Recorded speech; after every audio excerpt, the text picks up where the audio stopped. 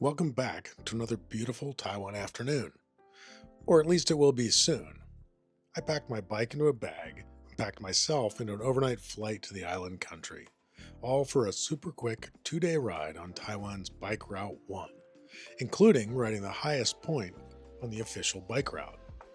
And after all that, I have some thoughts, so stick around. And here we are. Welcome to Kaosuing. Here early in the morning, 7:30. Good flight. Got a good solid 4 hours of sleep, so it's all good. Now, bike looks like it got here all right. Let's unpack it and see what happens.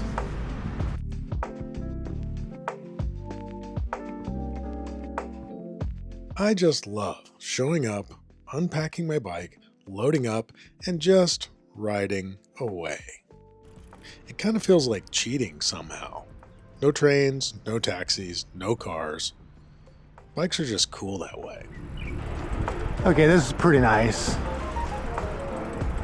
This is the kind of bicycle infrastructure I expect out of a first-rate Asian country. Bike Route 1 goes all the way around the island. My 2 days are just on the southernmost tip. The first day, I'm riding about 85 kilometers south. First stop was dropping my flight bag, which is made by Vincita.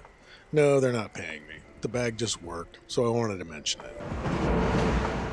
Heading out of Kaosuing, the tallest buildings give way to industrial scenery, which only makes sense because this city is Taiwan's biggest port.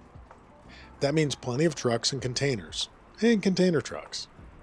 It's definitely their turf here, but the dedicated bike lanes make things easy. Hitting it cold, straight from 4 hours of sleep on the plane, is a challenge. But luckily, food from the 7 comes through, like it always does. I'd say that I may have overdone it with a double dose of melon pan, but my particular food religion specifies that is not possible. Generally, there's a bike path on the side, which is great. Scooters also use it, and they're moving a lot faster than you. Taiwanese drivers don't give much space. Scooter riders who pass you will pass you as close as half a meter. Cars will not move over. This surprises me at first, but I quickly realize that's a me problem. Everyone else here is totally used to it, so I adapt. And if anyone has any insights into why people here are so comfortable, please let me know in the comments. Soon I was able to get off the beaten path a bit and enjoy the coast.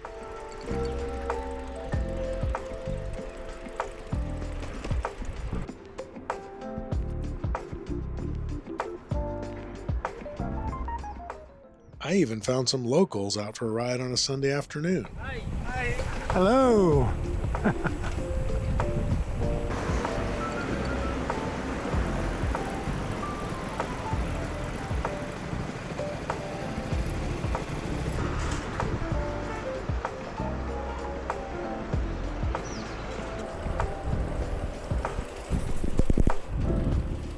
Finally, I was able to hit some real shoreline.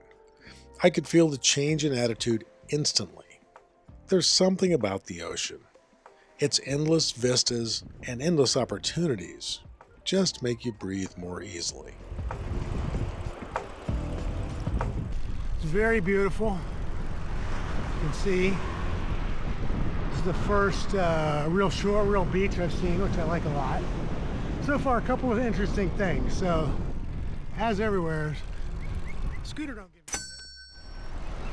But here, the scooters pass extremely closely, which is fine once you figure that out. It's just the way it is. Every place has got its own rules.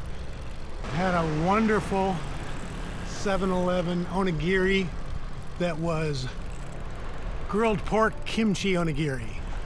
You don't see that every day. It was really pretty tasty, actually, once you adjusted to what it was. So we'll see what happens from here. We're gonna keep on rolling. We've got another 60 kilometers, which is probably 4 hours. That's the speed I'm going now. And it's wonderful to just take it easy. You know, I did this trip with the idea of, kind of reminding myself of how easy it is to do this, loading up the bike and all that. You worry about it, you worry about it, you worry about it, and then you do it, and it's no big deal.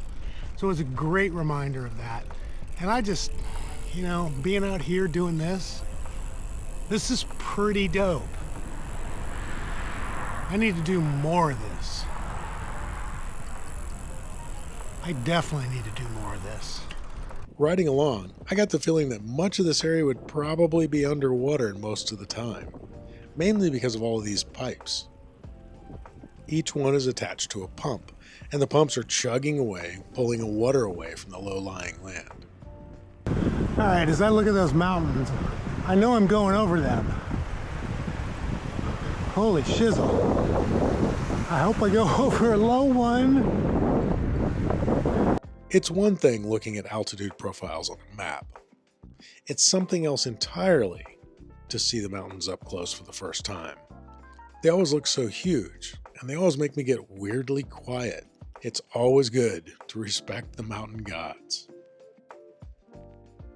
If bicycle touring means one thing, it means two things. The first thing is calories, the second thing is hydration. God bless 7-Eleven, Lawson, and Family Mart. Hey, if you know, you know. Oh yeah, a 7-Eleven. Perfect.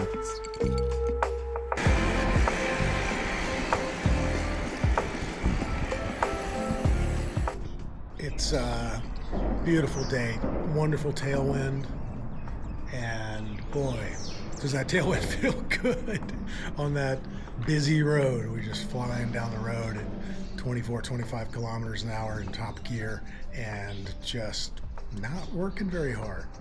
The main reason I'm doing this, other than just to get away and have fun and remind myself of how much I love doing this, is to get a good feel for the tallest climb on Route 1. It's 450 meters climb, but it kind of goes up and down. So you actually wind up doing almost, they say, 1,000 meters, because 2 steps forward, 1 step back, all the way up the mountain. Kind of fun. And I'm kind of wondering, is it really that bad? I don't think it is. It's like 3 or 4% grade, so we'll check it out.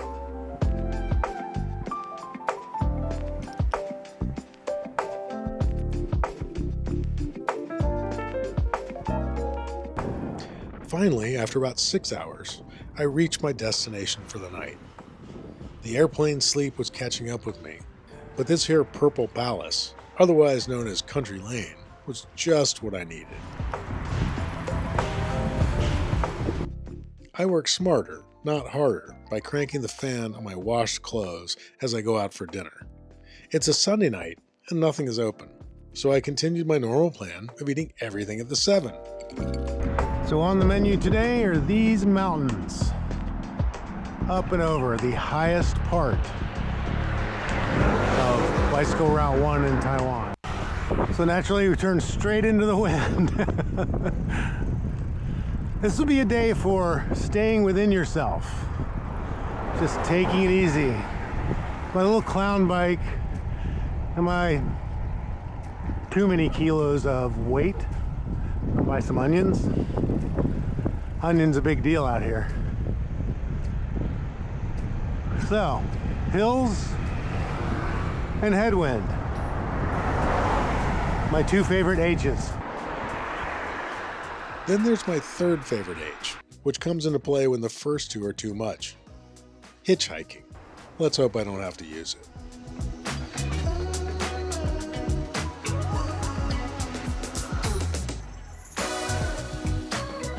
Here's the thing about trying to show steep climbs on video. It's impossible. The wide angles don't do it justice, but my lungs understand, and so does my heart. Climbing up out of the valley, I had beautiful views back to the town. Each time it got smaller, and then it finally disappeared.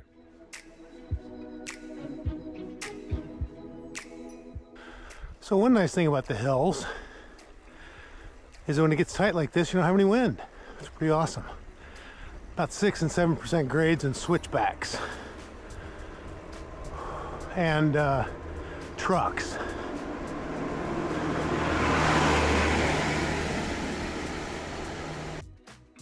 Most of the climbs are around 4%, though I occasionally saw 7 and once or twice 8. The downhills do give you a bit of a break, but then you just have to climb back to where you were and keep going up. It's the kind of thing where you don't really want to get into your head about it, just enjoy the day. Riding along, I saw something out of the corner of my eye. I wasn't sure what it was, and then I realized. Monkey? No one told me about monkeys. Suffice it to say, monkeys are really smart, and they want to mess with you, they will win. Nice monkey. About 20 kilometers from the top, I look over, and there's this guy. Oh, hey! Hello, hello! How do you like Taiwan? I love Taiwan. This is my second time here. Okay. I meet up with Ricardo, an Italian boat captain on Lake Como, who spends half the year traveling the world. He was riding Bike Route 1 all the way around, pedaling a 20-inch KHS folding bike he borrowed from a friend in Taipei, wearing a huge backpack and street clothes. But he's all smiles. Even with all that crap in his backpack, he seemed faster than me. Thankfully, he was nice enough to slow down. That made the miles flow by super chill as we climbed and talked. Oh man, to be 27 again.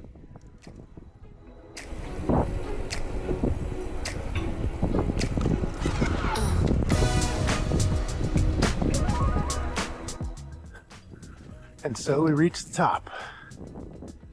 Okay, was it hard? I'm not going to say it was easy.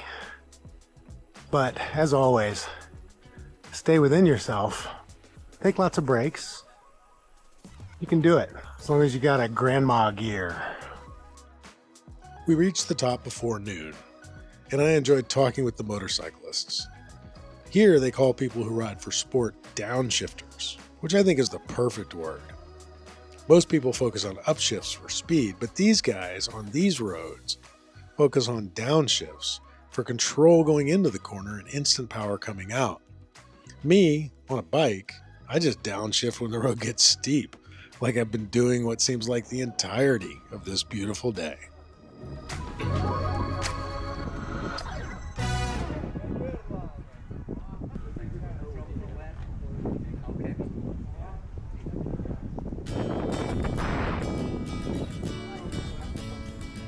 Now we're looking at a lot of downhill. We'll see if I can overheat my brakes. I'm gonna go downhill like a grandma.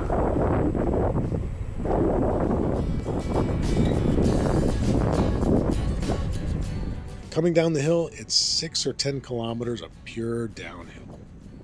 I spent more time on the brakes than coasting, but that's just me on my tiny wheel bike.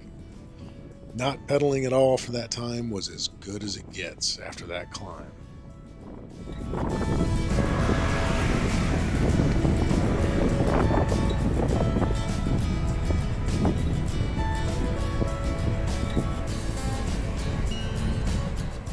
I arrived at the Michelin Star 7-Eleven at the bottom of the hill, and I grabbed some food, including this jelly sandwich, for a well-earned late picnic lunch along the windy eastern shore.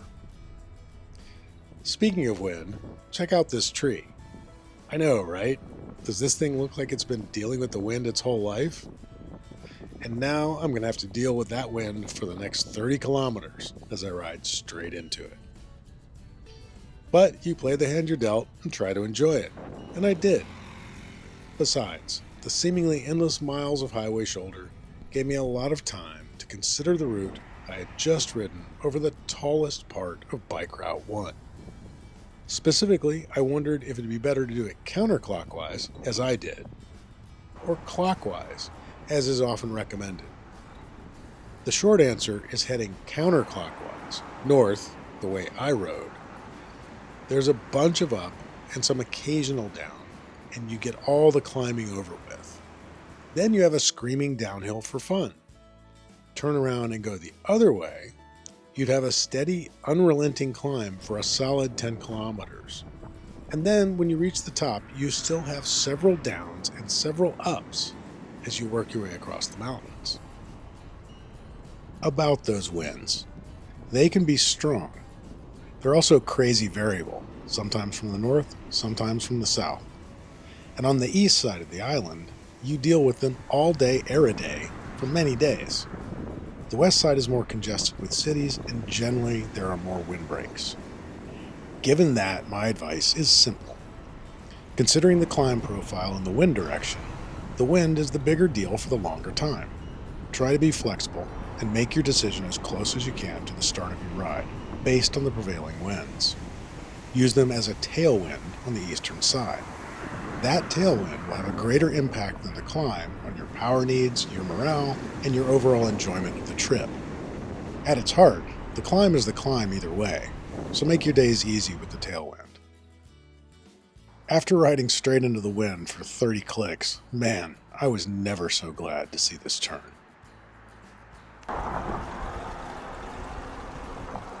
"900 meters. 2 days. Some challenging hills. A lot of 4 and 6 lane roads. Amazing views, wonderful experience. I am so tired right now though. I'll try some perspective later, but right now I just want to stop riding for today. My destination for the night was the town of Jinlun. Full of nice people, a great braised beef bowl, and an umami-rich set of dumplings and a good night's sleep. Next morning, it was up a little later than usual, on purpose, and I coasted downhill to the train station. So this is the part of the trip where I feel kind of smug, because I just take my silly little clown bike, I bag it up, and I put it on the train. I'll go back to Kaosuing. Take me about 2.5 hours. Honestly, to me, this is the way I would do Bike Route 1. I could realize that there are some people, many people, me when I was younger, who would absolutely have to pedal every single mile, every single kilometer of the 900 kilometers around the island. But, you know, I'm not as young as I used to be, so I want to take the best I can do. I want to minimize the crappy 6-lane highways, and I want to maximize the riding. So I would do that. But if you would rather ride all the way around, more power to you, and my hat is off to you. From there, it was just a matter of walking on the train, placing my bike in the luggage space behind the last seat, and settling in for the ride back to civilization.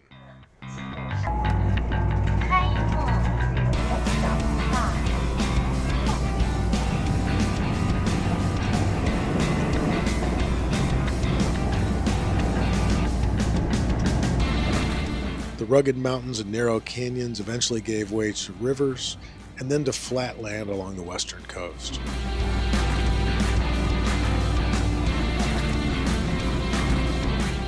I could only look at the mountains with renewed respect, having pedaled over them.